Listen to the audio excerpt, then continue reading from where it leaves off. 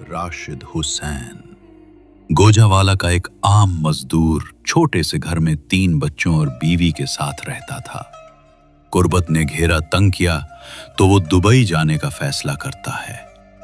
उसके पास सिर्फ इतना पैसा था कि एजेंट को किस्तों में दे और पासपोर्ट के लिए सोना बीवी ने गिरवी रखा। दुबई जाकर वो एक कंपनी में क्लीनर की नौकरी पर लगता है। हर रोज सुबह 4 बजे उठता, 2 बसें बदलता, 12 घंटे काम करता।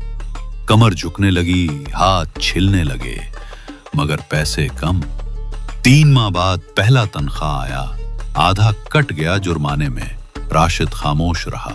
बीवी ने पैगाम भेजा, बच्चों को फीस नहीं दी, बिजली का बिल भी नहीं दिया, कुछ भेज दो राशिद।